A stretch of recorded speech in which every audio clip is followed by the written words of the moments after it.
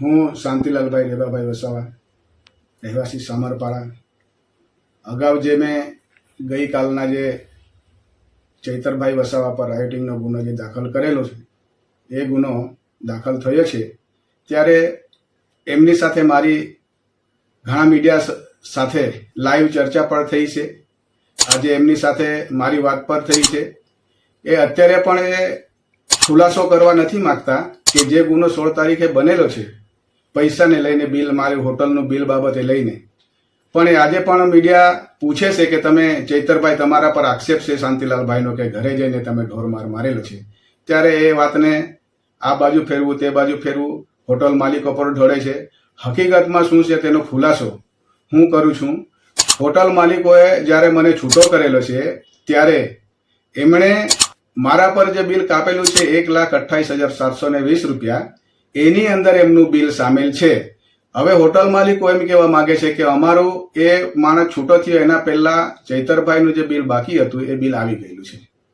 તો મારે કહેવાનું એ છે કે ચૈતરભાઈનું બિલ આવી ગયેલું છે તો તમે મને 21 જૂને છૂટા કર્યા પછી મારી અંદર તમે આમ આદમી પાર્ટીનું બિલ કેમ કાપેલું છે એનો ખુલાસો હોટલ માલિકો પણ કરે.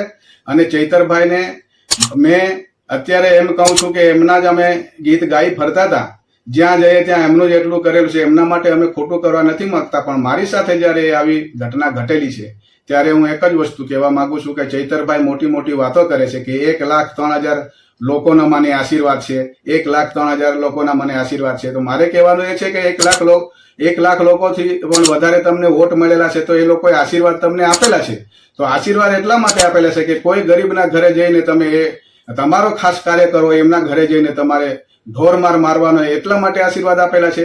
ખુલાસો કરે ચૈતરભાઈ, મોટી મોટી વાતો કરવાથી નથી થતું. અને તમે જે બોલો છો ને એમને તમે પૂછવામાં આવે છે લાઈવ મીડિયા સમક્ષ, તો તમે એ વાતને ટાળો છો.